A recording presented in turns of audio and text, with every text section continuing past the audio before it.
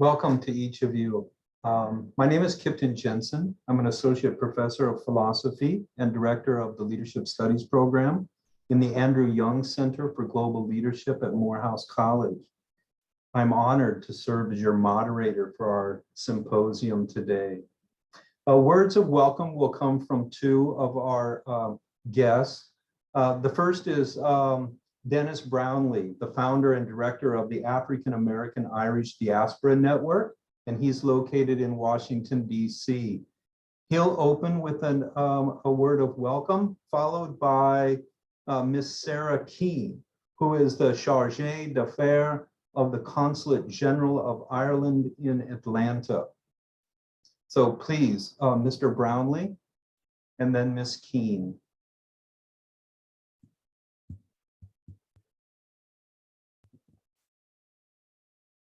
Hello, everybody.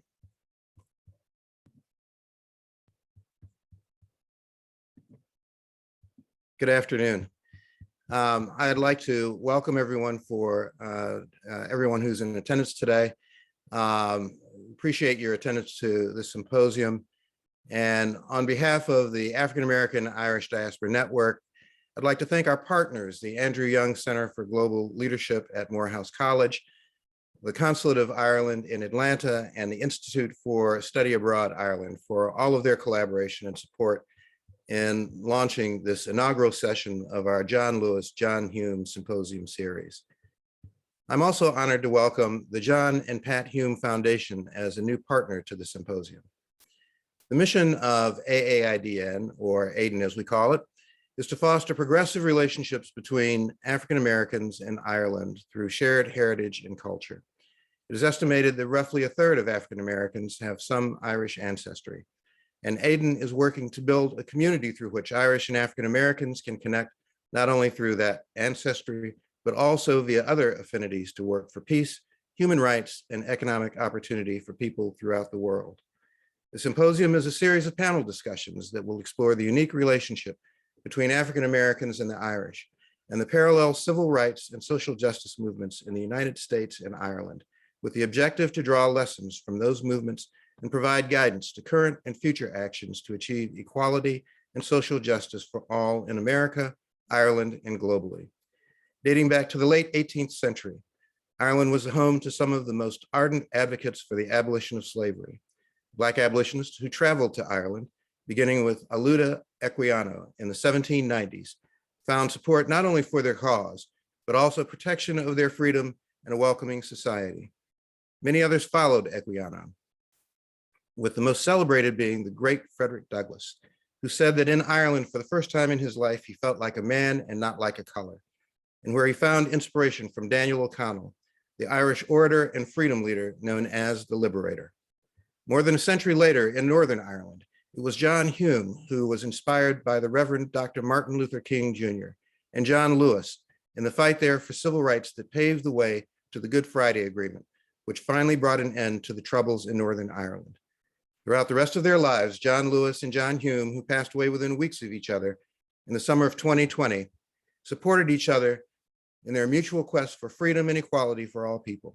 It is within the framework of their collaboration, friendship, and mutual inspiration that our discussion takes place today.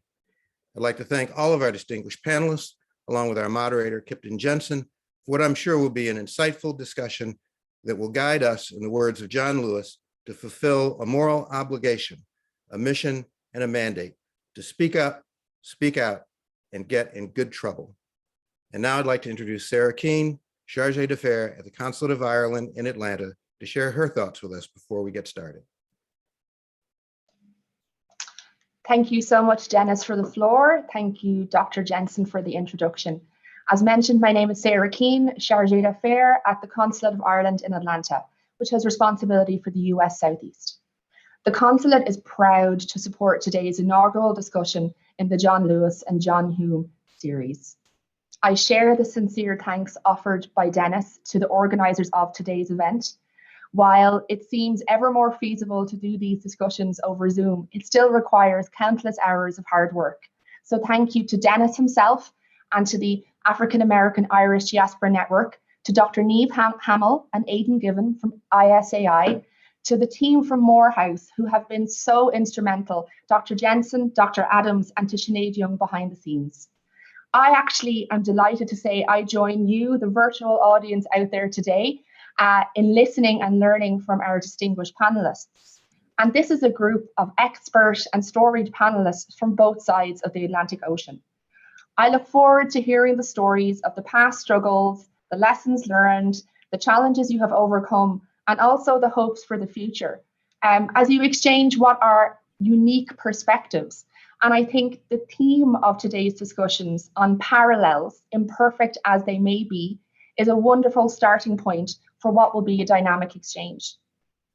As Dennis mentioned, today's discussion takes place as part of a series inspired by two giants of civil rights, John Lewis and John Hume, both change makers, defying odds, daring to challenge spoken and unspoken truths. Both men left a legacy that was wider than their own footprints. They left a legacy of progress through commitment to equality and human rights, which not only influenced the lives of many, but it also inspired many to be involved in advocating for civil rights wherever they were themselves. Ireland is proud to promote and protect civil society at home and abroad, and today's discussion is an essential exchange of perspectives, knowledge and motivation. I can't wait to listen. So thank you to all of us, and thank you to all of you for joining today. I'll pass back to Dr. Jensen so we can get the real discussion going. Thank you so much. Thank you so much, Keane. In this symposium, which is the first of 5 symposia in the series, we'll focus on parallels that could be drawn, even if imperfectly, between the history of the civil rights movement in the USA and in Ireland. We also wish to reflect collectively on how we might best apply the lessons learned from the civil rights movement in the 20th century, both in the US and in Ireland, to the unfinished business and ongoing struggle for civil and human rights in the 21st century. And while we tend to think of the civil rights movement in America as a phenomenon of the 1950s and 1960s, for example, the so-called March from Montgomery in 1955 to King's assassination in Memphis in 1968, culminating in the Civil Rights Act of 1964 and the Voting Rights Act of 1965, the longer civil rights movement reaches back at least as far as Frederick Douglass and other abolitionists prior to the US Civil War, probably back as far as 1619. A similar point can be made apropos of Ireland. Although we tend to think of Northern Irish civil rights movement as occurring between 1967 and the Good Friday Agreement in April of 1998, the longer civil rights movement on the island of Ireland reaches back at least as far as the United Irishman Revolution of 1798. Subsequently, the work of Daniel O'Connell, who died in 1847, if not also the uprisings in the 1600s against Cromwell. That said, I believe there are instructive, albeit admittedly imperfect, parallels to be drawn between these two freedom struggles. Frederick Douglass, who spent 4 months in Ireland in 1845, was hailed as the Black O'Connell. And yet Douglass was himself quite wary of drawing comparisons between the American situation for Black people and what occurred in Ireland. But also consider the similarities between what happened on Bloody Sunday in Selma, Alabama, in the March of 1965, and Bloody Sunday in Derry, Bogside, in January 72. We Shall Overcome was sung in the USA, but it was also a rallying cry during the modern civil rights movement in Ireland. Nonviolent yet direct action was a shared strategy, both in the US and in Ireland, but the threat of violence was always waiting in the wings. And while the mind may operate in terms of analogies, whether proximate or remote, we must also admit that analogies are only as useful as the analogs are similar. Discovering the similarities is useful, certainly, but belaboring the differences is also instructive. I will now introduce our panelists and they will give a brief statement. We're beginning with Miss Amanda Adéwole, who is a podcast host and a digital content creator based in Kildare, Ireland. She is also the creative director for Black and Irish. Amanda is passionate about young people and pushing for change in social justice issues. Please, Miss Adéwole. Hello, everyone. Thank you, Dr. Kipton. Thanks, everyone, for having me. I'm very, very excited and honored to be here for this discussion. And I'm excited for everything that's to come and the lessons that are going to be learned tonight. But just a quick statement from myself. I think speaking about the parallels between the civil rights movement in the United States and Ireland is very apt, considering, there has been a long forged relationship between the two countries, and there is that rich shared history there also. And I think for a long time there has been a missing voice in this conversation, and for myself, that this is that of the Black and Irish community, and dating all the way back, to the likes of heroes like Ailbhe Aquino, Frederick Douglass, as previously mentioned by Dr. Dennis Brownlee, which has become part of the history also of the Black Irish community. I think it's from this history and from the taking from and drawing from these events that we can best draw lessons into the modern civil rights movements and the struggles for equity and social change that are currently happening here in Ireland as well. And I can't speak, for the North, but I think in the Republic, particularly in the last year, there has been a shift. There has been a shift in conversation, and a lot more people are having conversations around, race relations in Ireland and the history of race and racism there, when that hasn't necessarily been a conversation previously. And I think for a lot of people, because of the history of Ireland and the history of Irish people, there is a tendency almost to negate the fact that there are issues on the ground here that are faced by people of color in Ireland as well. So I'm excited for the conversation. I'm excited to hear what my fellow panelists have got to say, and also just to delve into the topics a bit deeper. Thank you so very much for that. Mr. Tyriq Jackson graduated from Morehouse College with his degree in political science and a minor in education. During his undergraduate coursework, Mr. Jackson participated in Bard College's Globalization and International Affairs program in New York City. Currently, Mr. Jackson is completing his master's degree in technology, leadership, and management at Agnes Scott College, where he was selected in 2020 to serve as the Graduate Council President. Tyriq Jackson presently serves as the Public Diplomacy and Research Officer at the Consulate General of Ireland in Atlanta. Mr. Jackson, welcome. Thank you, Kipton. Thank you to all our panelists and fellow attendees. Thank you all for taking the time to come here today. Of course, COVID is still going on, and so I wish you all the best, and I hope the best for you and your families. But thank you all for coming here today and spending your time. For those of you who are just now getting familiar with me, my name is Tyriq Jackson, and I'm the Public Diplomacy and Research Officer here at the Consulate of Ireland in Atlanta. Just a few years ago, I graduated from Morehouse College, as Kipton stated, with a major in political science and a minor in education. And now I'm currently studying technology leadership and management. And I hope to share with you all my thoughts and experiences about technology and its role and its future role in civil and human rights movements. So thank you all for coming in today. And I am just honored to be a part of such a panel with such great co-hosts as well. Yay, thank you. Appreciate that, Mr. Jackson. Our next panelist is Dr. Vicki Crawford. She's an associate professor of Africana Studies and the director of the office of the Morehouse College Martin Luther King Jr. Collection, an archive containing over 13,000 items. She also curates Voice to the Voiceless Gallery of the National Center for Civil and Human Rights here in Atlanta. Dr. Crawford's a civil rights scholar whose groundbreaking volume of essays, Women in the Civil Rights Movement, Trailblazers, and Torchbearers, was one of the first publications to address the under-researched role of women in the African-American freedom struggle. Her most recent publication is Reclaiming the Great World House, the Global Vision of Martin Luther King Jr. Welcome, Dr. Crawford.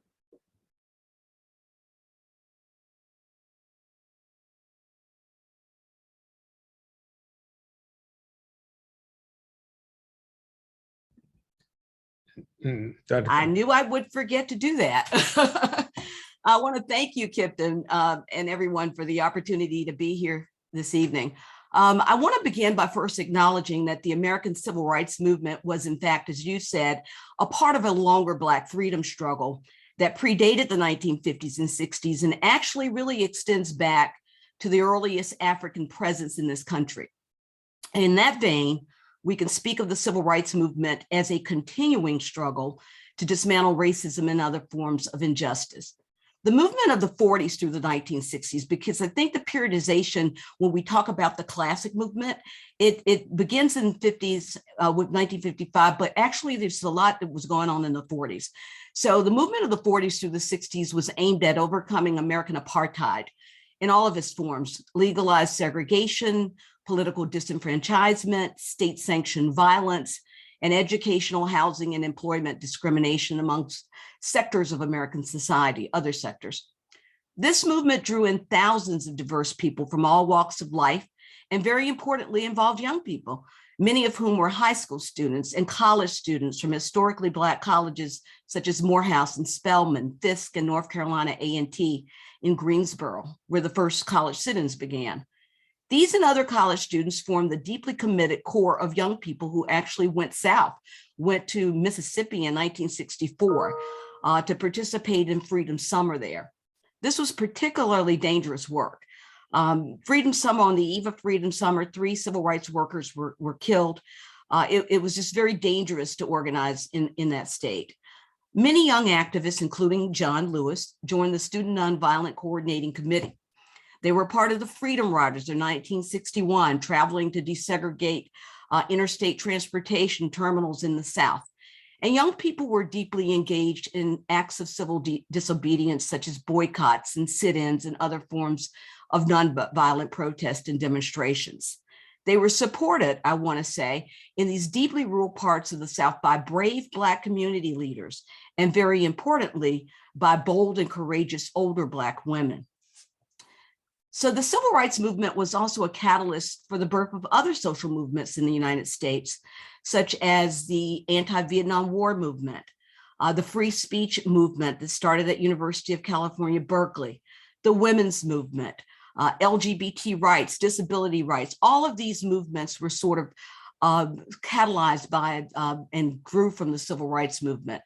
Scholar activist Bernice Johnson Reagan, who founded the musical group Sweet Honey in the Rock, she says of the civil rights movement that it was the borning struggle, B-O-R-N-I-N-G, the foundational struggle that influenced ever-expanding segments of society to call for human dignity and fundamental human rights. So not only was the civil rights movement a catalyst for other movements in the United States, but as Kipton has mentioned, and as you all have mentioned so far, the movement had a global impact.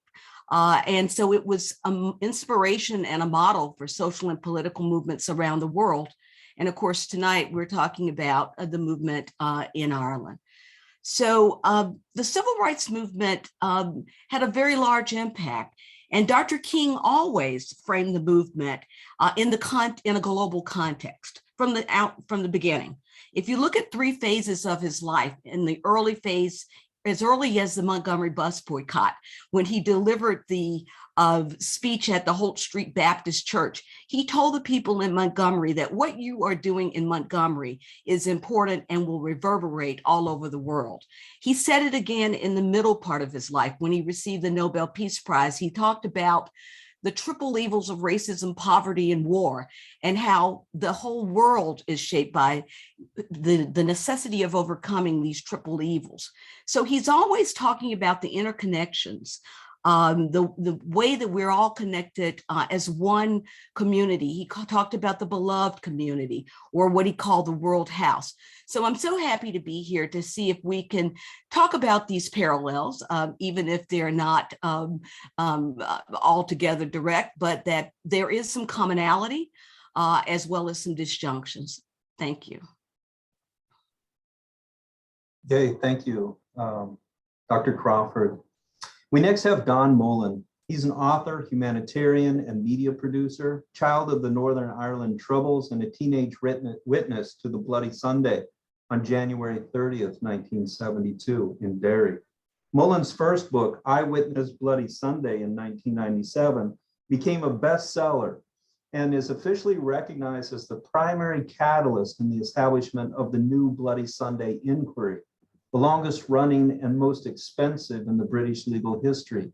The inquiry led to a historic apology from Prime Minister David Cameron on June 15th, 2010.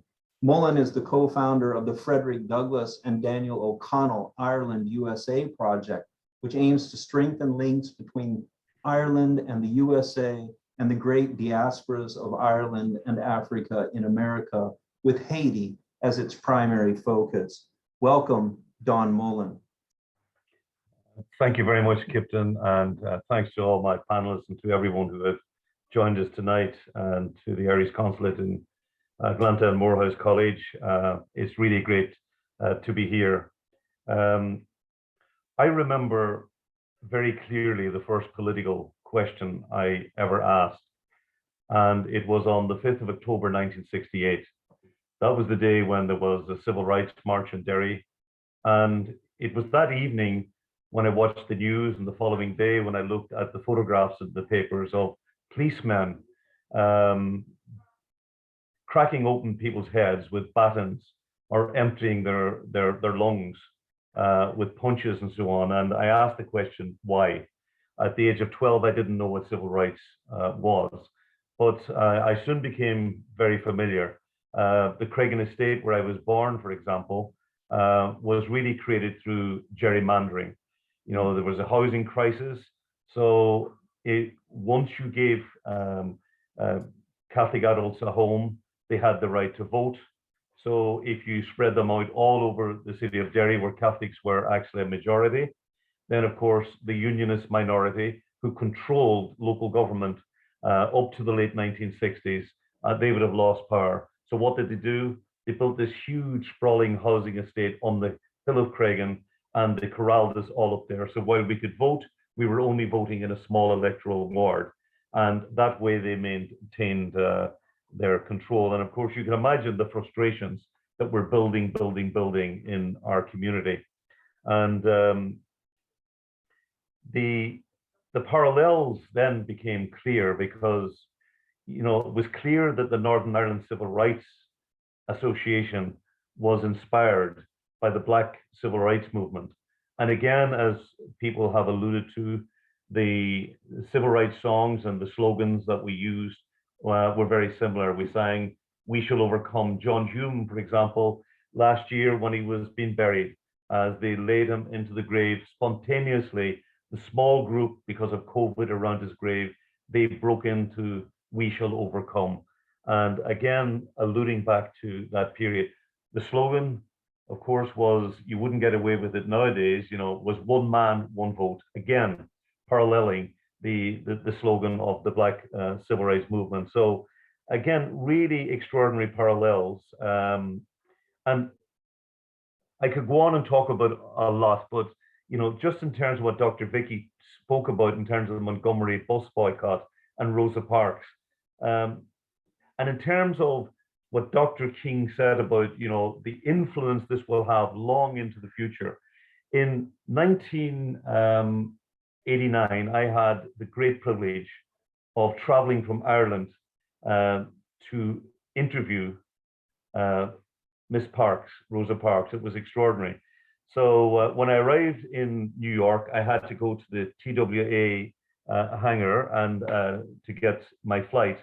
And as I was queued up, there was a young Black hostess who was looking at the tickets.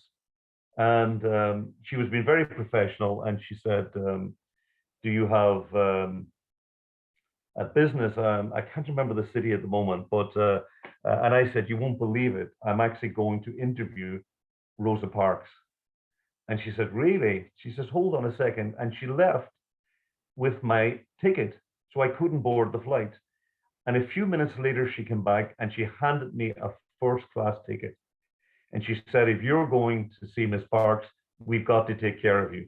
And the next day when I met Miss Parks, I said, little did you realize when you refused to give up your seat to a white man in Montgomery, that you would set in motion a chain of events that will one day lead to a young African-American woman having the power to give a foreign white man a first-class seat on a domestic flight. And of course, she just smiled with a faraway look, you know. But again, that's just how these parallels exist in all of our lives. And for me as well, it was never just about Ireland. It had to be about all peoples all over the world. Indeed, when Bloody Sunday happened, immediately we began to talk about Kent State massacre. We began to talk about the Sharpeville massacre. We began to talk about the My Lai massacre. Again, this sense that we were part of a struggle that included oppressed human beings all over the world. And for me, that's what civil rights has to be about. It can't be just about, you know, one group of people. It has to be about all of humanity. Thanks for that, Don. Our next guest is Dr. Ailbhe Smyth, and she's the founding head of the Women's Studies at University College Dublin, where she lectured for many years. And she's a longtime feminist, LGBTQ+ advocate, and a socialist activist. She was a strategic advisor for Marriage Equality Campaign, co-founded and led the Coalition to Repel the Eighth Amendment, and was co-director of Together for Yes, National Abortion Referee Campaign.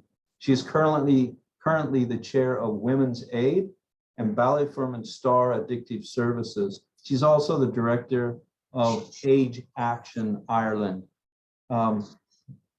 Welcome, Dr. Smyth. Thank you very much, Kipton, and thank you everybody who's been involved in putting on this really wonderful symposium, which is the first I know of several. It's a pleasure and also indeed an honour to be here with you all this evening and to have such a fine and interesting set of panelists. I think I want to say something to begin with really about, I think it's really about histories and also about gaps. As I'm sure, like many perhaps people here on the panel, I often have the sense that I'm speaking across gaps, and I'm never terribly sure if one can be heard on the other side one way or another. But, you know, just to be absolutely blunt about it, as I was growing up, there was a real sense of a gap between North and South in Ireland, and also, of course, between what I might call, and I hope John will forgive me, male mainstream civil rights politics and feminism and the women's movement and other social movement politics that I became involved in at really absolutely the same time, perhaps just a little later, but in the early 1970s. And just to quote one sister who way back at a conference said, if you want to empty a room full of feminists in the South, just say the North and they'll disappear like snow of a ditch. And sadly, that was, I think, very, very true. And I think that gap lingers. But I wanted to just talk very briefly about a woman who I think works in those gaps.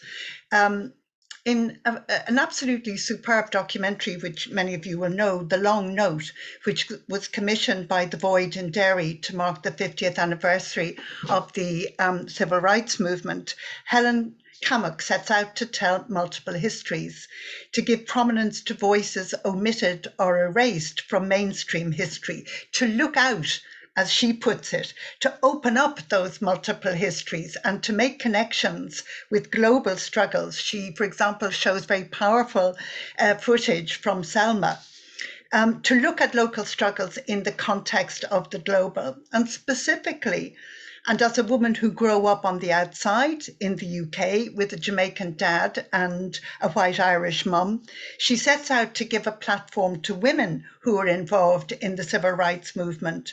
But she shows how their perspectives and their views and their concerns differed from the mainstream, that their motivator was family, was friends, was communities. Gender issues, to nobody's surprise, I think, much less sexuality or race or ethnicity, were not on the agenda, not on the radar. In a very remarkable interview in the film, Bernadette McAlliskey says, I love this, being Catholic, nationalist and poor was nearly enough for me to handle without having to process gender intellectually.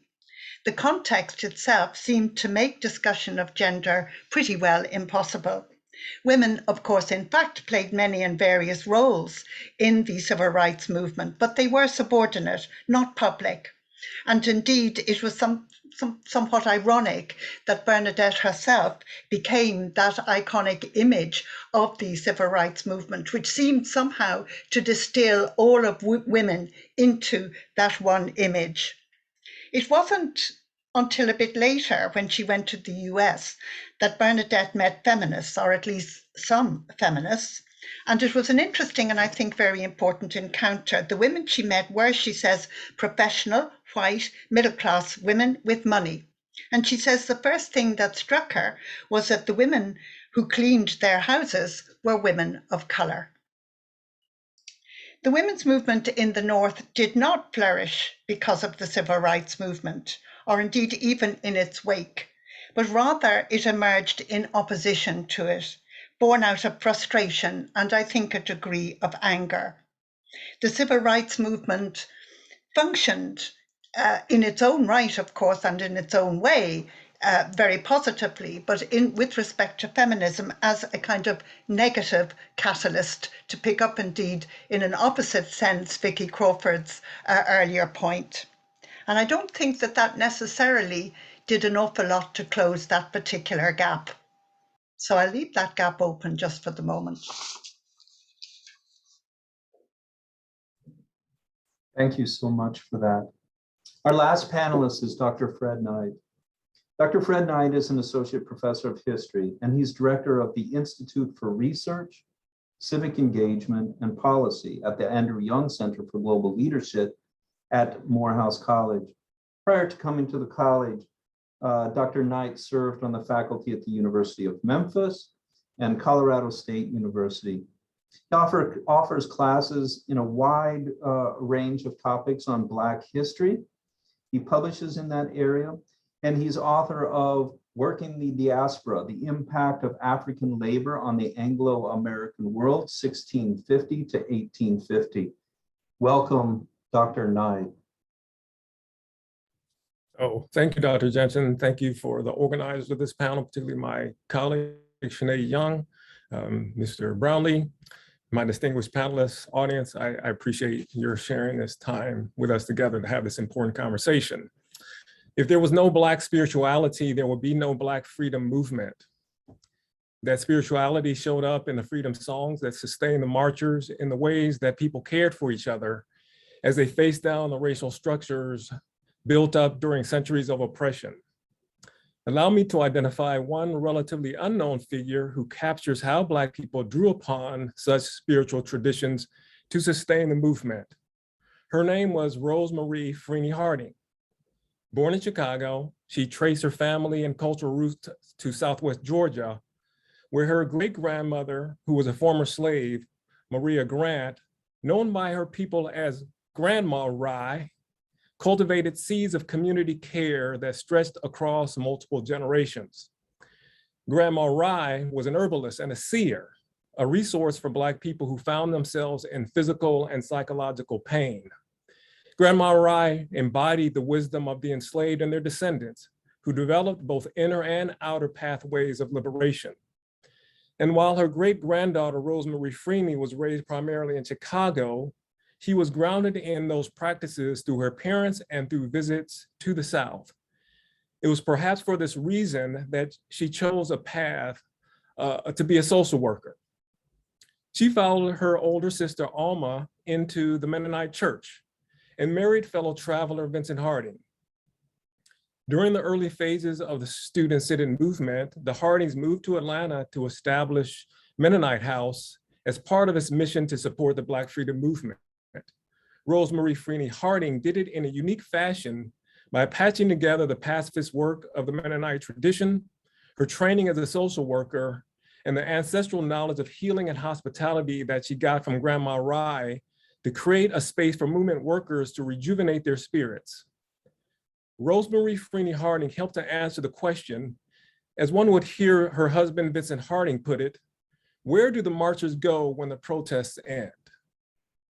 Mennonite House and Rosemarie Freeney Harding answered that question by offering a space, a room, a meal, time around the table, a listening ear, emotional support, and encouragement to mend the wounds that activists suffered in their battles against Jim Crow. It complemented the Black church, which played a central role, but differed in its scale. It organized small circles, which enabled greater intimacy and more depth of connection. And through a transmission of energy that these circles generated, the house gave activists what they needed to venture back into battle. While figures like Rosemarie Freeney Harding didn't capture headlines, their emotional and spiritual work of care and support were essential to the movement, and by virtue of that, to social justice and the improvement in the condition of Black lives.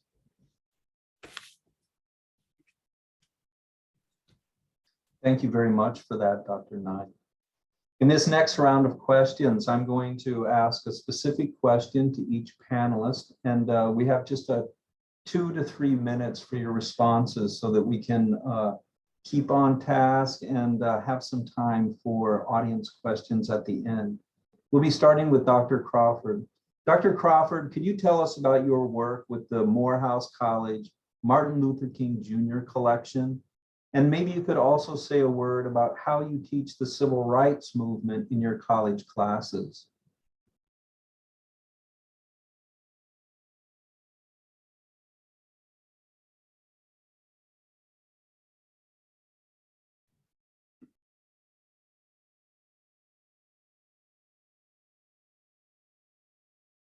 Sorry again. The Morehouse King collection consists of over 13,000 items. And as you know, Dr. King delivered many sermons and speeches, and he wrote prolifically. He read voraciously. He read across many different fields. And the collection consists of all of these sermons and speeches, these writings. It consists of a library of his personal books with over 1,300 volumes. So you get a sense of seeing just, what he was reading. And he was reading widely across fields. I mean, he read sociology. He of course read history. He read, of course, a lot on nonviolence and politics. And so we use this collection in our teaching and our learning, and it is open to the public to do the same.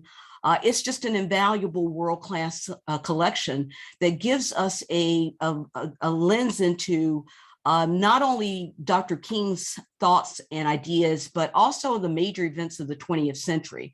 So the college acquired the collection back in 2009, and we've been working with that ever since. As Kipton mentioned in his introductory remarks, I recently published a book, co-edited a book, Reclaiming the Great World House, the Global Vision of Martin Luther King Jr.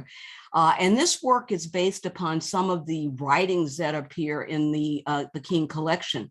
And the point of the book the point we're trying to make is that King had a global view from the outset. He didn't just get this after 1964 when he received the Nobel Prize, but he always saw the American civil rights movement in the context of the broader movement for freedom and justice in the world. And so this is quite clear, and we teach this, I teach this in my classes, that the movement is not just contained in the US, but it has internationalist roots.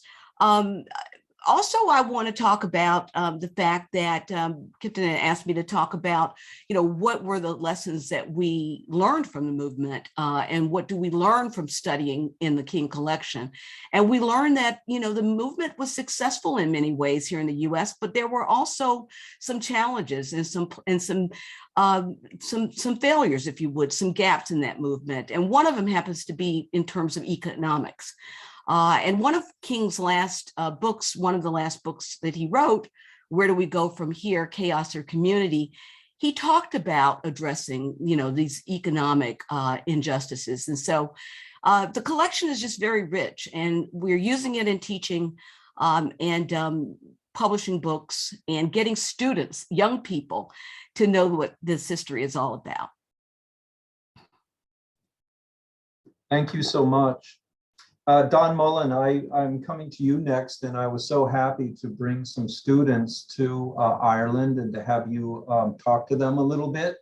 And I also enjoyed assigning to them the introduction that you wrote about the memorial to Frederick Douglass in Ireland. I was hoping that you could talk a little bit about the work that you are doing, but also, given our conversations, if you could say a word about the origin of the word boycott and how that's somehow related to the Great Famine in Ireland and the struggle against systematic injustice. Thank you, Kipton. I mean, Ireland has a great non-violent heritage, to some extent overshadowed by the 1916 Rising and more recently the Troubles in the North. The Great Famine is called the Great Famine because it was the greatest of a whole series of famines over a number of centuries. And we have to understand, in terms of the trajectories through British colonialism, through the dispossession of lands, land was being taken of the native peoples, mainly Catholics, and that by 1750, only about 5% of the land was actually owned by Catholics. So it meant that more and more people were trying to subsist on less and less land, hence the dependence on the potato, which in a good season could keep them going from one end of the year to the next. But of course, with the blight that came in 1845 and repeated itself season after season for almost 7 years, it was catastrophic. It was one of the great social catastrophes of 19th century Europe. And a young boy by the name of Michael David, his family were evicted at the height of the famine in 1847. And some of the poorest people couldn't leave the country, never mind get to America. Others managed to get to England, and the David family went to England. And in 1879, Michael David returned. This is a very quick history. He returned to Ireland, and another famine was threatening.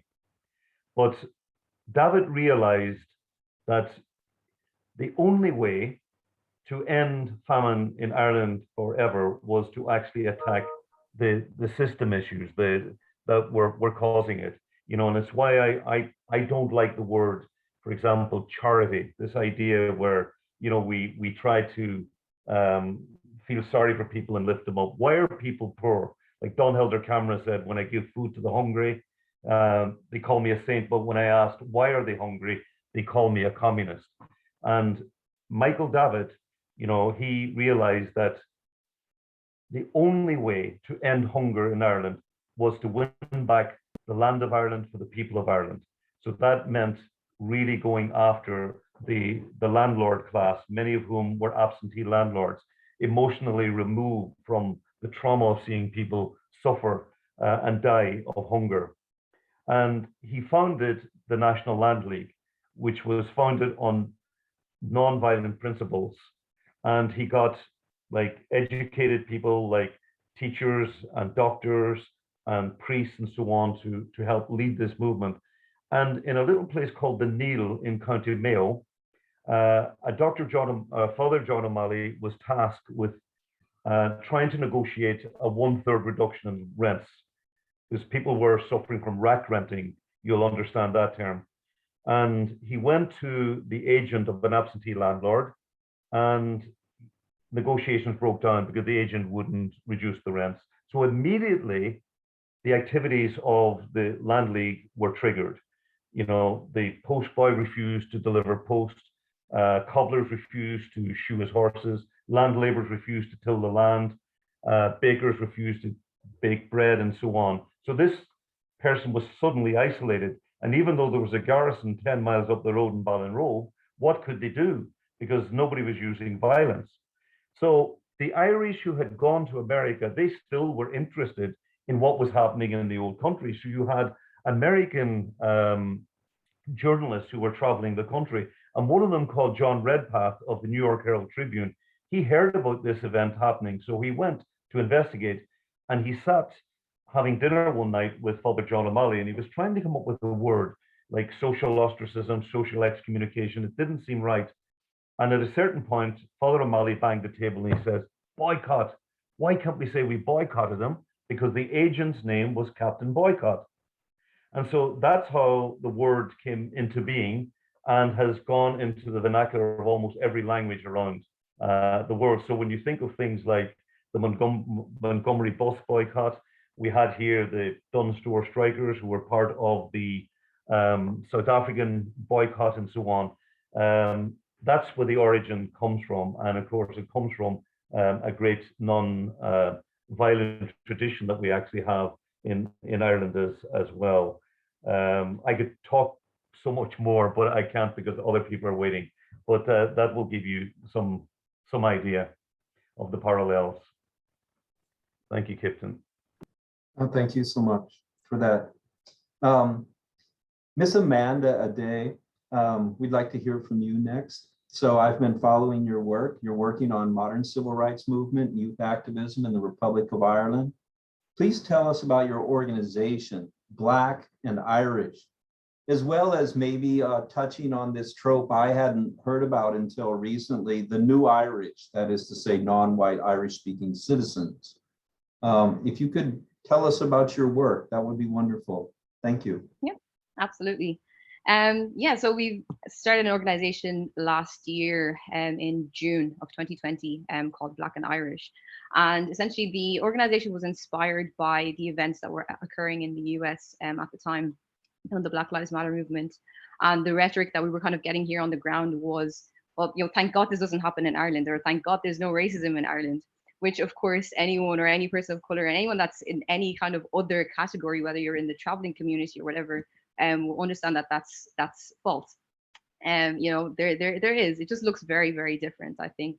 And when Irish people, in a sense, tend to think of racism or race relations, they think of the more overt forms of racism, I think. And although that does exist here as well, I think, but for the most part, within Irish society, it exists in the more covert forms and microaggressions. So, the organization Black and Irish was essentially started to tell the stories of, you know, the Black and Irish community in Ireland, and to highlight our struggles, our successes.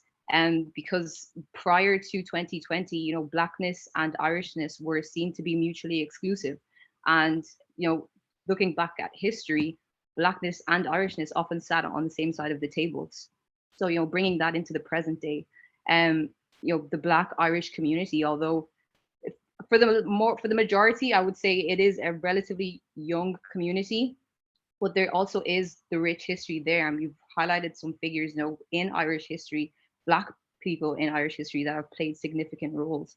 And so bringing that then up to the modern day, we felt it was our role essentially to just educate the wider Irish society on that history. I think a lot of people were not aware that, you know, Black Irish people had existed prior to you know, the last probably 20 to 30 or so years.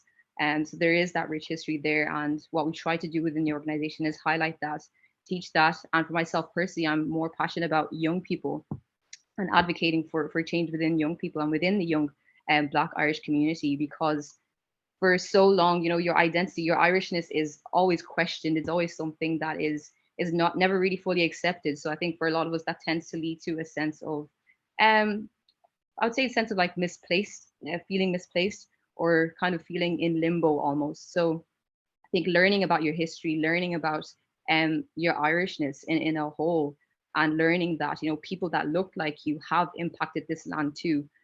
So I think it empowers young people to be the change and to not just, look back at history, but also create history in the modern day. Thank you so much for that. I'd like to now address a question to Mr. Tyriq Jackson. Given our conversations, I'd like to ask you what role you see technology having in the future movements. And given what we've talked about, in what ways do you view current technologies as helpful or hurtful when it comes to the future of the movements? Thank you for that question, Kipton. So in regards to the question, as I stated before, I'm a master's student in technology, leadership, and management. And with that experience, I'm able to get a sense of a theoretical framework on how tech is used within organizations and amongst its leaders. And in my personal life, previously, the last few years, I've had the opportunity to work in different elections and campaigns. And I've seen and I've had the experience with working with technology and seeing how it can impact and empower communities.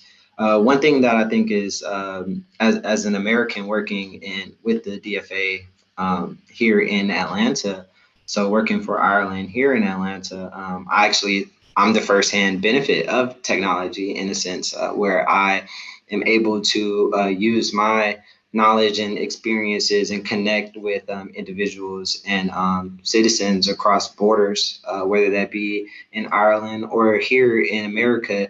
And technology and those technological advances allow us to empathize with others and like Amanda and Don stated, these invisible parallels that exist, and we can see these things existing, whether that is, and that's regardless of location and nationality and other characteristics that tend to oftentimes separate individuals with technology in the future, and with technology within civil rights and human rights movements and trends. We're able to see the benefits, and we're able to separate these borders, these invisible walls that oftentimes other races or other individuals outside of a certain group that is experiencing these issues can now firsthand and witness the things that are going on. So technology allows movements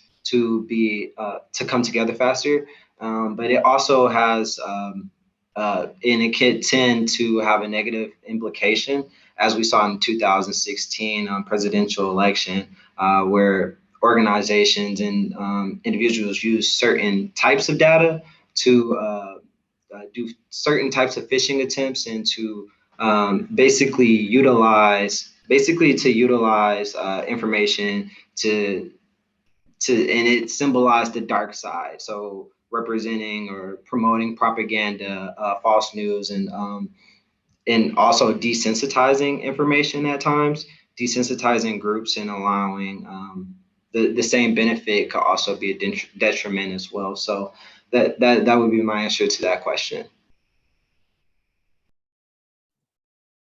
Thank you so much.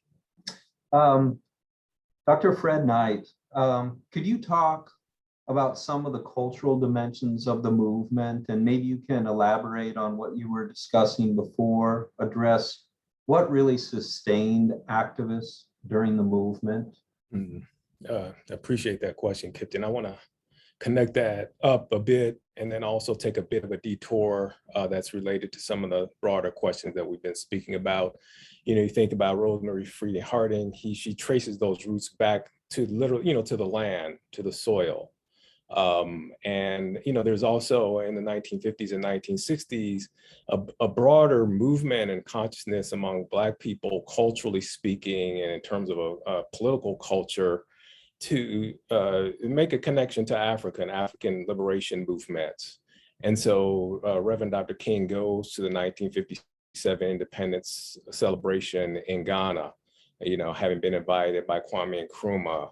And then Kwame Nkrumah and other African independence leaders invited African Americans to go to Africa, to spend time in Africa. Probably the most prominent of those figures will be Maya Angelou, who spent some time, at the time she was an artist, but then toured, made her way to Ghana, where she was part of a Black expatriate community, who again kind of expanded the political consciousness of African Americans in a way that it built on previous generations. In the 1930s, African Americans very much identified with broader movements in the Black world and the like. And then again, in the mid-1960s, you had SNCC activists like Fannie Lou Hamer, John Lewis, and others who would, set soil in Africa, identifying with African independence movements.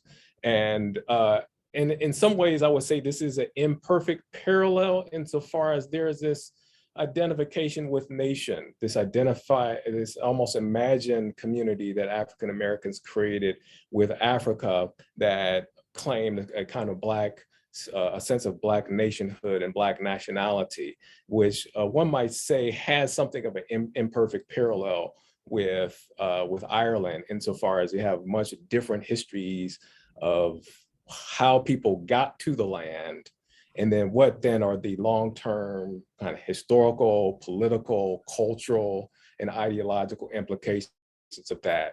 And so I think that's a fascinating, some ways parallel in terms of desire, goal, claim to land, soil, as an important feature of one's subjectivity and personhood, but also one that's also quite different in terms of the Irish experience. Thank you so much for that. And now Ailbhe Smyth, you're a campaigner and an activist rather than a historian, as you've told me, though you are an academic. I've heard from others, some of whom compared you to Mary Robinson of all people, president from 90 to 97, which is as high as praise can be, I think. But could you tell us about current civil rights issues in Ireland? Where are the front lines now in Ireland, please? Well, the answer to that, first of all, is a question, how long have I got? But obviously it would be the same for the US, it would be the same for any country. But I'm really glad to say that Amanda has done a certain amount of the heavy lifting there with the emphasis on the work that is beginning to be done in Ireland to seek to counter racism, and also that large acknowledgement of the fact that we really do have very young population. And I think that one of the challenges that we're going to have over the immediate years to come, and I imagine that Amanda would really be of one mind on this, is that post-COVID, we are definitely, going to see more problems and more difficulties. And as is everywhere, painfully and sadly the case, those challenges have been exacerbated by COVID and will be felt much more acutely and dreadfully by those who have less and who have least. So I'm not directly maybe talking about that this evening, but I do think that that is the huge big challenge alongside climate justice, which I, would hesitate to put as the number one issue in Ireland. I wish it were. I wish it were here in the States as well. I wish it were everywhere. And I'm currently involved with many others in organising a protest march, which is happening globally on the 6th of November. There are COP26 coalitions worldwide to beg our governments to ensure that there is climate justice. So I think that we have these big overreaching issues, and I know that they're paralleled, that they're echoed and paralleled, not just in the US and North America, but right around the world. But, just speaking about Ireland, our struggles are turning around all those areas in which there are deep power imbalances, whether they come from race and ethnicity, from gender, from sexuality, from social class. They are still there, and they're concretely materialized in very specific struggles. For example, we have been seeking to end the very brutal containment system for those who seek refuge and asylum with us in Ireland, which is called direct provision. which is, I won't go into the detail here now, but suffice it to say that it is brutal and that it does seek to contain and impede people rather than give them the support and the refuge and indeed the welcome that we should be giving them. We have major problems with housing and with homelessness. Again, we share that with much of Europe. We have, a lot of difficulty with healthcare. I know that we're better off than the US in that we do have social health care, but it is a two-tier system. So again, those who have and can afford to get first-class healthcare can get it, and everybody else has to muddle in with appalling waiting lists. I mean, I do, perhaps maybe to sort of wind it up a little bit, I know I've been involved with two major game-changing campaigns, one on marriage equality for lesbians and gays, and alongside that, the fight for the excellent legislation that we got on trans rights. Although laws are not enough to change attitudes and practices and to provide services. And the other one was, of course, our struggle for abortion, the repeal of the 8th, which we gained in 2018. I think they have been very important in changing the way we think about Ireland and what it stands for and its values, and particularly for young people who really came out in their hordes to both work for those two hard-won, very hard-won, long-fought victories, but also to and in that process themselves, I think, became more political. So I would say we're still fighting misogyny, transphobia, homophobia, racism, all of those things. I think, though, over the past decade in particular, the past few years, and I don't know if Amanda would absolutely agree, but I do have a sense that there is a higher awareness now of the importance of paying attention to intersectionality, whether that actually extends to actively working in an anti-racist framework. I think much work needs to be done there, but there is definitely that growing awareness. And also, I think then an awareness that we do need to speak up for the still silenced voices, those of people with disabilities, people who are older, which emerged very strongly during COVID. And as a now definitely older woman, I can speak up for that.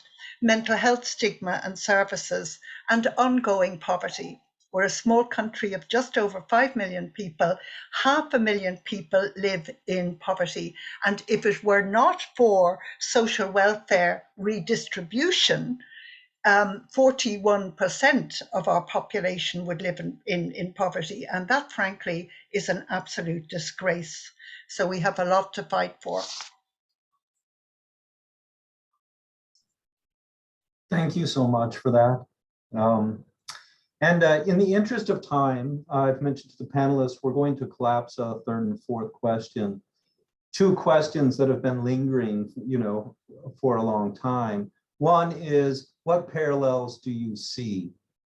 Which ones are most compelling to you? And the other question is, in light of those parallels, the patterns, the history, what we've learned, how might that be applied to the 21st century, to the present movement? So I'm going to go through one more time and ask each of you to answer one or both of those questions. If you're super clever, maybe you can do that expeditiously. And then we'll have a little bit of time for questions from the audience. I'm starting with Dr. Crawford. So could you shed some light on the parallels or the lessons learned and how we might apply them to the movement moving forward, please? So I think that one of the parallels and one of the lessons learned is that we have to think intersectionally, that we have to be thinking about anti-racism at the same time that we're thinking about eradicating economic inequalities.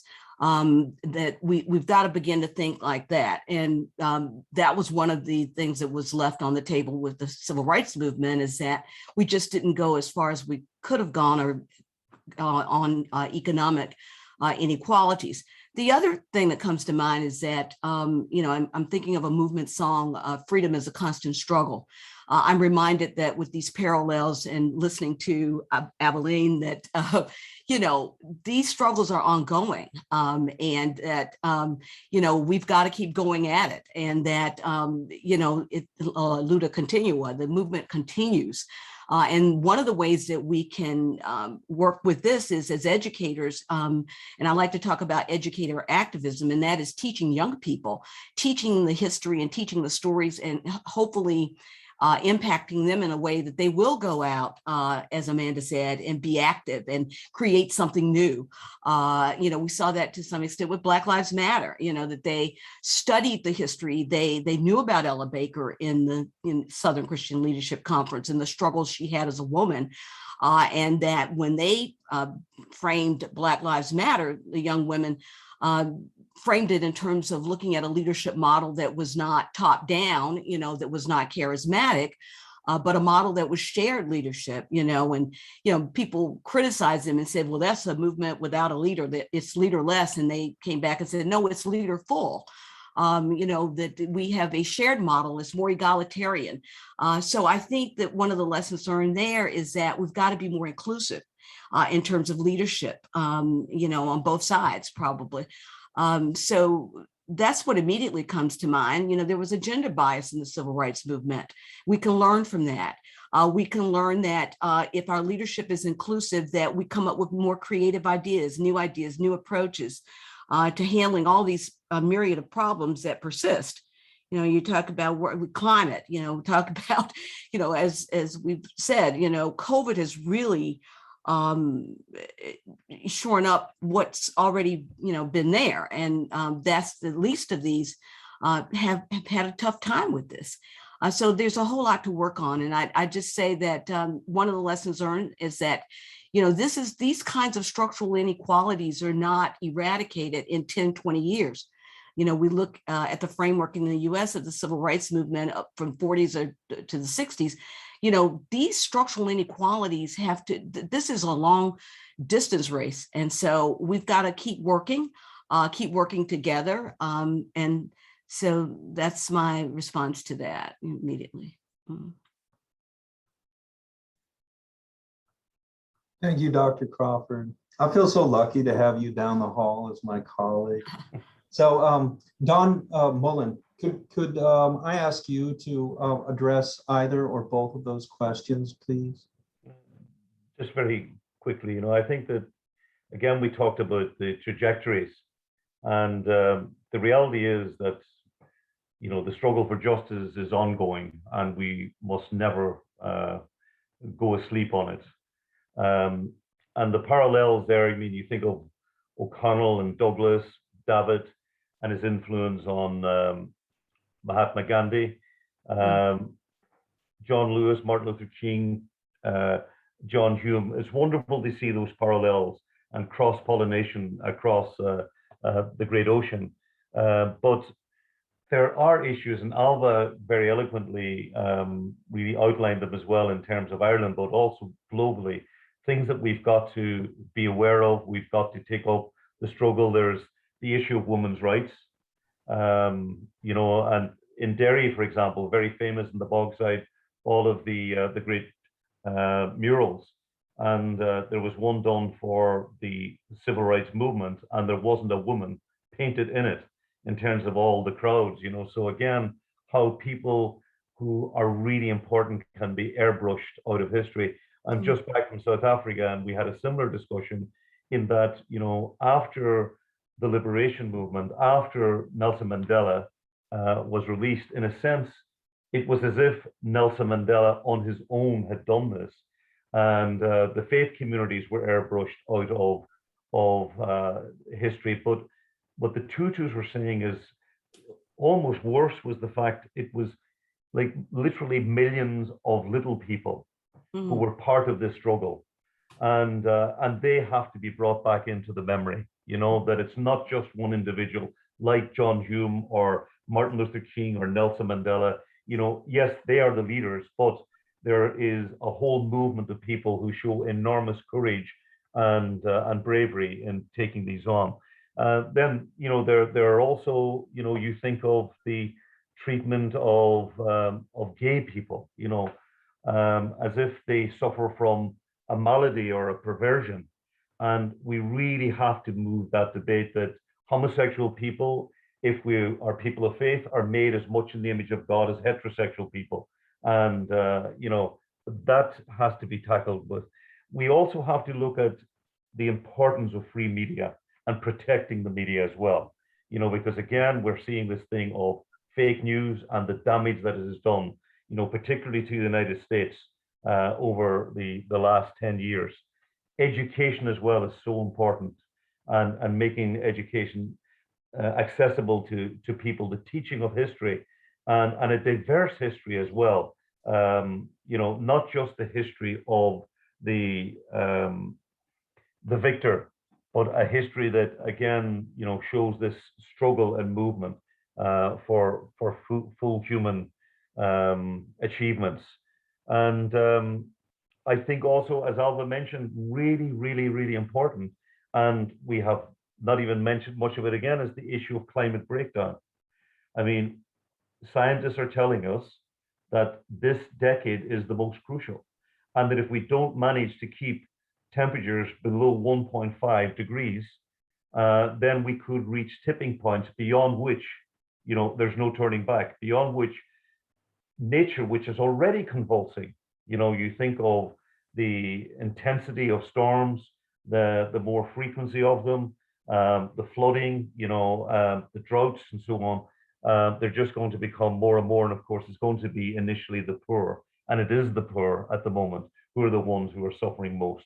So all of these issues, we've got to broaden our agenda and realize that the struggle for civil rights and human rights is ongoing, and none of us can ever either rest on our laurels or, like myself, who's reached the age of 65, consider even the idea of retiring, because there's far too much to do. Thank you for that, Professor. Dr. Knight, could you address either or both of those questions, please? Thank you. I echo my colleagues here, and the word that comes to mind is a bit of overwhelm in terms of the scale of the problem, and then also the challenge of the politics. We have all the policy ideas, we have all the ideas about what needs to happen, but the question is, how do you develop a politics and a political strategy that enables you to then enact those ideas so that they become law? And I also go back to and that takes time, and that takes for the people to engage in that. I go back to Grandma Rye. I'm not being flippant here either, insofar as there have to be certain resources, whether it's the memory of past activists, the unsung heroes and heroines of the movement, whether it's encouragement of friends, whether it is other kinds of support, whether it's conversations like this, that fortify themselves so that you're replenished, so you can engage in the ongoing constant work that's going to be required in order to not just dismantle the structures, but actually have the space to actually imagine what world it is that you want to live in. And that's another side of this conversation that we need to have as well. And so again, I echo my fellow panelists here insofar as the work that we have is going to stay constant.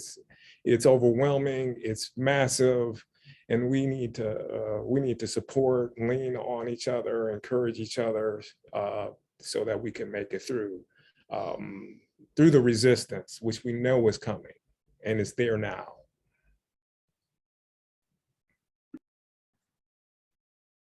I hear you loud and clear. Thank you, Doc. Ailbhe, could we hear from you, Professor Smyth, on either or both of those questions, if you can manage it? Yes, I'm going to try and manage it.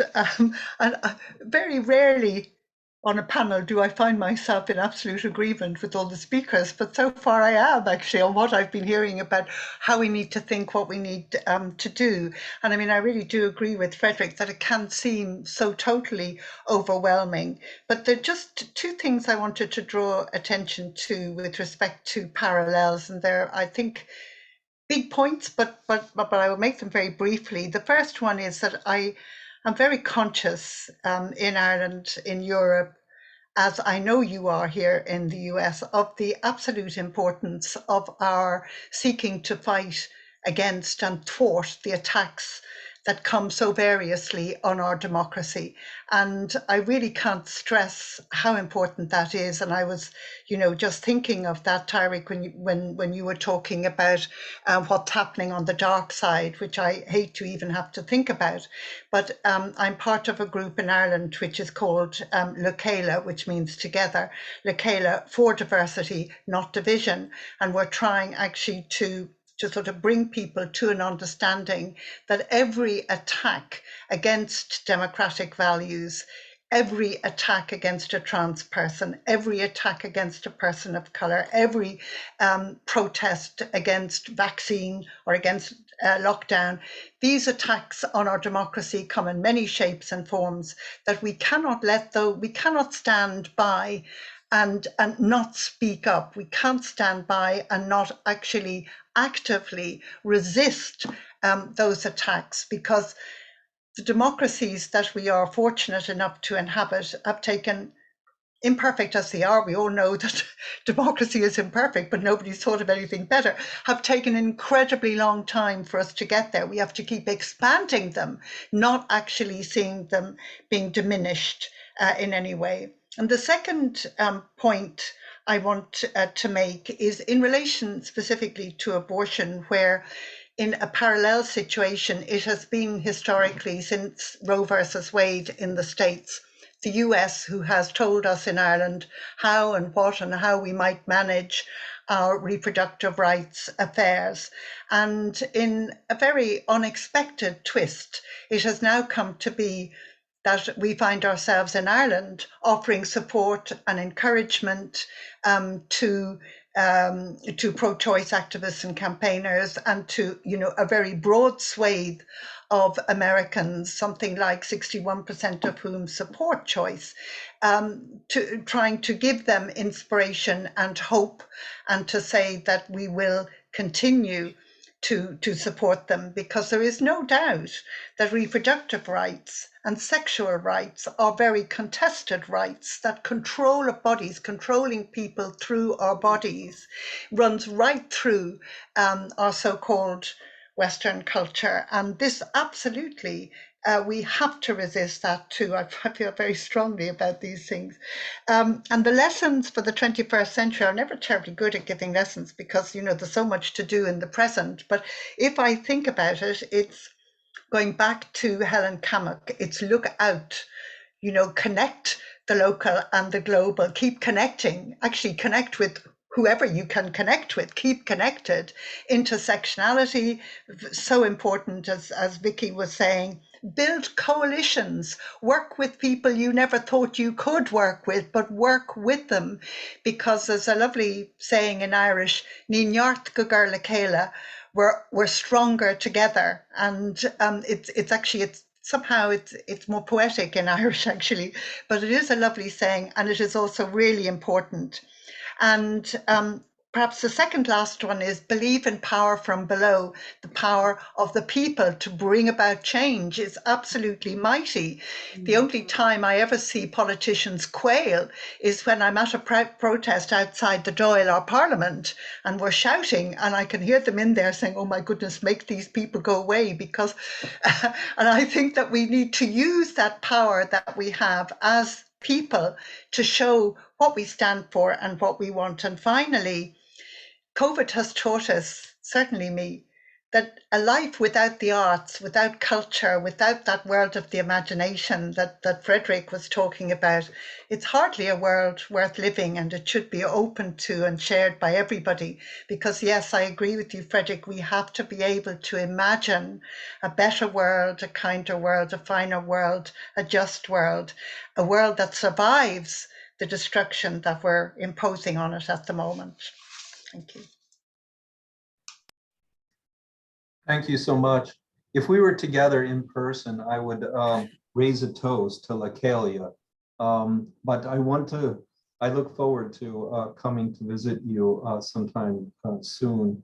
So now we're moving to Mr. Tyriq Jackson. If you could talk about the parallels that you find, or how you might apply these lessons to the future struggle.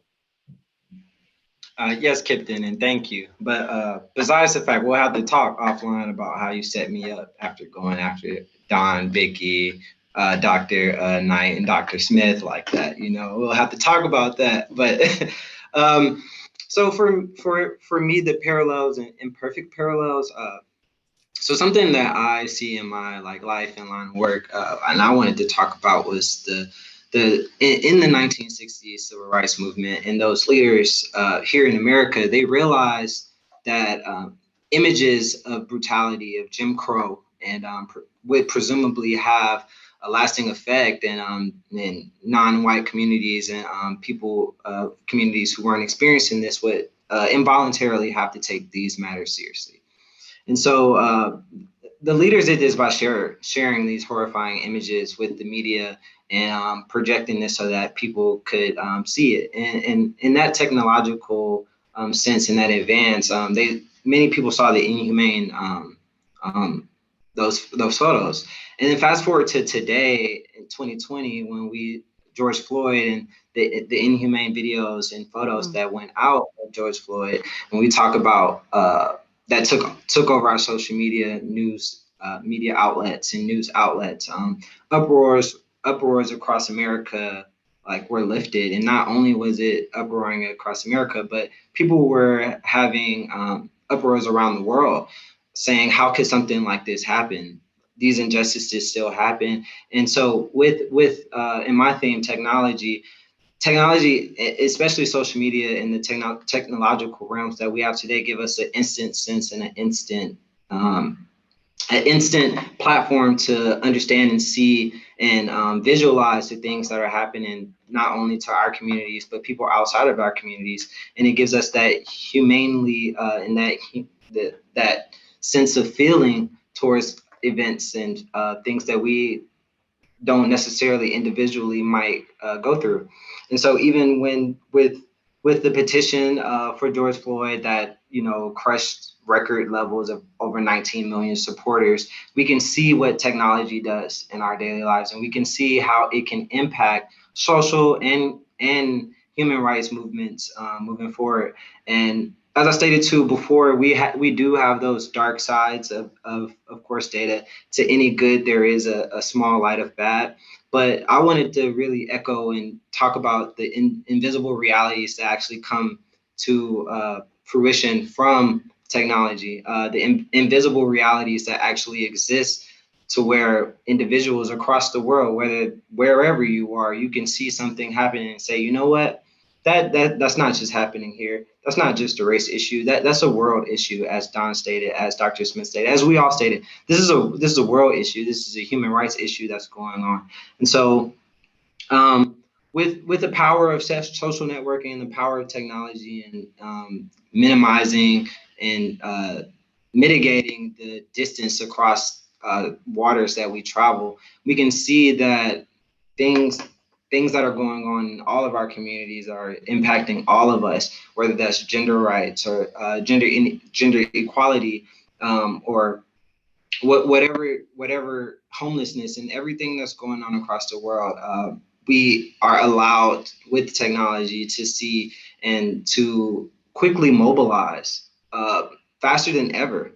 Mobilize, get our messages across, get our themes across, and to really reach the hearts of all of us around the world. And so that's something that's truly important. And moving forward will be critical in the sense of shaping how the ethical frameworks around these technological advances will impact our movements moving forward. Thank you so much for that, Mr. Jackson. It's nice to have a Morehouse man on the panel. Dr. Knight is also a Morehouse man, I guess I should mention.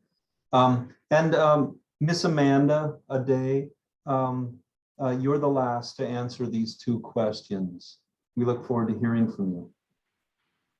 I just want to echo Tyriq's sentiments there. You really set us up there, putting us after all these great speakers. Just to quick mention there, I was delighted when Dr. Ailbhe brought up Níneart go Curla Céile, and that was actually our slogan for the protests last year, for the BLM protests up here in Dublin. And I remember speaking at the protest, we were kind of talking about why the fist was the symbol of the original movements, even in the US, and drawing another parallel again, it was used here in Ireland. And basically the message that was kind of drawn from that was that each individual finger contributes to the overall power of the fist. So this is why I'm so happy when the word coalition has actually been brought up in this conversation. I'm a big believer in allyship I'm a big believer in coalition over allyship. I think coalition actually recognizes that the powers and the system itself that affects one group is also responsible for the subjugation of another. So whether that's race, class, gender identity, or sexual orientation, or whatever that may be, the approach is focused more on dismantling the divide and conquer system itself, as opposed to fighting individuals. So coalition is definitely, I think, a way forward. And I think, from hearing everybody else speak, that seems to be the sentiment here, the sentiment of togetherness, which I absolutely love and I'm all about. Just to briefly, just to finish, I think we have discussed a lot of parallels. There have been a lot of things that have been brought up between, both the US and Ireland, and there's a lot of things to take away from this conversation. For me personally, and I think there's been a lot of different things learned. I'm excited to hear from everyone else in relation to the remaining questions. Thank you so much for that. And I actually want to come back to you, if it's all right. We just have a few minutes and we want to do a quick bonus round here, and we're going to center the women on our panel. I have some questions for Dr. Smyth, and also for Amanda Adéwole, and then Vicki Crawford, if you could say a word about John Lewis. I'm just going to read these questions. I'm going to start out with you, Ms. Adéwole, if I might. The question here from Mr. Shaw Smith: how is the experience of Black Irish being expressed in art and culture? And are there parallels with the US civil rights movement? And if you just hold on to that question for a minute, then Dr. Smyth, the question for you from the audience: could you elaborate if Irish feminists were influenced by African-American feminist writers and activists? And then I'd like to have a word about John Lewis, Congressman Lewis, from Dr. Crawford. Ms. Adéwole. Okay, to start off. Yeah, I would say for sure, definitely. I think if you look at the history of Black people anywhere, whatever the collective experience is, I think for the most part will always come out in some sort of creative fashion, whether that be music, films, stories, and that is the very same for the Black and Irish community. I think that is something that travels with people. So I would say for the most part, the Black Irish community, as it stands here in Ireland, would be a lot of first and second generation Africans, the people directly from the continent of Africa. So there is also that rich history there, which has now become interlinked, I think, with the Irish identity. Because I'd say for people roughly like my age and maybe a little bit younger as well, a lot of us would have been born and grown up in Ireland. So we've grown up here on Irish stories and Irish history and all of that as well. So there is this, again, intersectionality within our identity that also comes out in the arts and the music and films. And because there hasn't been a large Black Irish population historically up until, I would say, the late 1990s. So it's still relatively new and it's growing a lot. There's a lot in the past, probably 4 to 5 years. I'd say the industry has really kind of taken off, and we're seeing a lot more Black Irish people getting into music, getting into theatre and writing and so many more things. So I would say it's definitely on the come up. It's definitely on the rise, and which I'm very excited for. Personally, I'm a writer and a spoken word artist myself, so I'm super plugged into the creative field here, and it is growing, and we're excited to see that representation here. That's great. And Dr. Smyth? Oh, yes, again, I would need a lot more time to answer that question, but the answer is yes. I mean, obviously, I speak from my generational position. I'd just like to point out to Don that I can give him a decade. He's boasting about being 65, so we'll just correct that little one there now, Don. But, you know, one of the, if not the most exciting encounter I ever had in the US, and probably one of the most exciting encounters of my entire life, was when, as a much younger woman, I had the enormous privilege of, which had me quaking in my boots, of sharing a panel with the great, magnificent Angela Davis. And I will never, ever forget the aura of that woman. And it was in my very early days as a feminist, and she marked me in an incredibly important way. And of course, I brought that in then to my teaching. Audre Lorde is possibly one of my most favorite thinkers, writers, activists. June Jordan, Let Us Not Sit Inside Our Sorrows. What a magnificent woman. I'm thinking of the writers, the novelists that we all have read. Thinking of Alice Walker, for example, and so many others. You know, there's always been a sense of great warmth and a kind of an understanding of some kind. I may have been imagining that, but I have always felt personally that connection, and I know that students I've worked with have always felt it as well. For younger generations, I would definitely leave that to Amanda, but I'm quite sure that that is carrying on and that there's wonderful exchanges going on. Oh, I forgot bell hooks. You know, I've forgotten so many. I could go on forever. I better stop now. Thanks so much. And Dr. Crawford, a last word from you, please. Yeah, I just wanted to share a few words from John Lewis. John Lewis wrote an essay that he wanted to have published on the day of his funeral. And it was published in the New York Times, and it gives us encouragement. And he stated, this was July 2020, he stated, "Democracy is not a state. It is an act, and each generation must do its part to help build what we call the beloved community, a nation and world society at peace with itself." He continued and said, we have to build union between movements stretching across the globe because we must put away our willingness to profit from the exploitation of others. Though I may not be here with you, he said, I urge you to answer the highest calling of your heart and stand up for what you truly believe. In my life, I have done all that I can to demonstrate that the way of peace, the way of love and nonviolence is the more excellent way. And I just think those words from Congressman Lewis should take us forward and lift us up. I wanted to share that. Thank you so much for that. And in the interest of time, I'd like to turn it over now to some closing words from Mr. Dennis Brownlee.